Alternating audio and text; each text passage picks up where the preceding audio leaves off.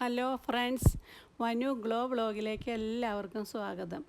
ഇന്ന് ഞാൻ ഒരു റെസ്റ്റോറൻറ്റിൽ പോവുകയാണ്. ഷെഫ് പിള്ളയുടെ സഞ്ചാരി എന്നുള്ള ഹരിപ്പാടുള്ള ഒരു റെസ്റ്റോറൻ്റ് ഉണ്ട്. പുതിയതായിട്ട് ഓപ്പൺ ചെയ്ത് ഇപ്പോൾ അധികം നാളായില്ല, പക്ഷെ നല്ലൊരു റെസ്റ്റോറൻറ്റ്. അപ്പോൾ അവിടെ പോകാമെന്ന് വിചാരിച്ചിരുന്നപ്പോൾ ഹരിപ്പാട് ആ റെസ്റ്റോറൻറ്റിലേക്ക് പോവുകയാണ്. ഹരിപ്പാട് ടൗണിൽ തന്നെയാണ്, റൈറ്റ് സൈഡിലായിട്ടാണ് സഞ്ചാരി എന്നുള്ള റെസ്റ്റോറൻറ്റ്. അപ്പോൾ അവിടെ കഴിക്കാൻ കയറി ഞങ്ങൾ. അപ്പോൾ അവിടെ സ്പെഷ്യലായിട്ടുള്ളത് ഫിഷ് നിർവാണിയാണ്. അത് ഞങ്ങൾ എറണാകുളത്തെ കടയിൽ നിന്നും കഴിച്ചിട്ടുണ്ട്.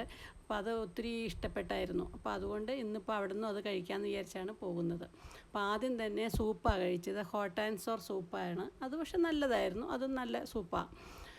സൂപ്പ് കഴിച്ച് കഴിഞ്ഞ് പിന്നെ അപ്പവും ഫിഷ് നിർവാണി, പിന്നെ നൂൽ പൊറോട്ട ഉണ്ടായിരുന്നു, പൊറോട്ടയും പിന്നെ അതിൻ്റെ കൂടെ ബീഫിൻ്റെ പിന്നെ കുമ്പംകൂട്ട് ബീഫ് ഉലർത്തിയതെന്നും പറഞ്ഞിട്ട് അതൊരു സ്പെഷ്യൽ ടൈപ്പാട്ടോ. അത് ഒരു ഇലയിൽ ഇങ്ങനെ കെട്ടിവെച്ച ആവിയോടുകൂടി വരുന്ന ഭയങ്കര പുകയായിട്ട് വരുന്ന ഒരു ടൈപ്പാണ്. പക്ഷെ നല്ലതായിരുന്നു. അതും ആയിരുന്നു ഞങ്ങൾ ഓർഡർ ചെയ്തത്. അപ്പം അങ്ങനെ അപ്പവും ഫിഷ് നിർവാണിയാണ് അതിൻ്റെ കോമ്പിനേഷൻ. മെയിൻ അപ്പവും ഫിഷ് നിർവാണിയാണ് ഫേമസ് എന്നാണ് അവരും പറഞ്ഞത്.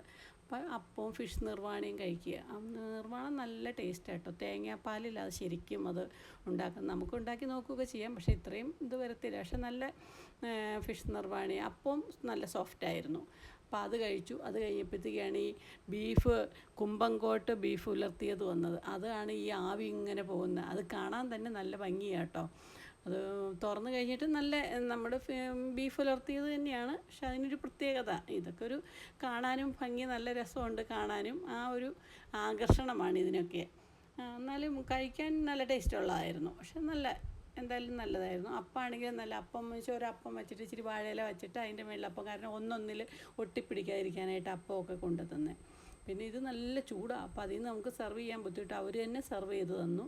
അങ്ങനെ അത് കഴിച്ച് കുഴപ്പമൊന്നുമില്ല, നല്ല ഒരു ടേസ്റ്റൊക്കെ ആയിരുന്നു.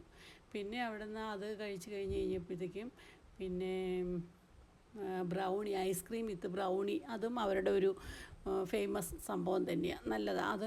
ഞാനതും കഴിച്ചിട്ടുണ്ട് എറണാകുളത്തെ കടയിൽ നിന്നും. അപ്പോൾ അതും ഓർഡർ ചെയ്തു. അതും നല്ല കഴിച്ചു.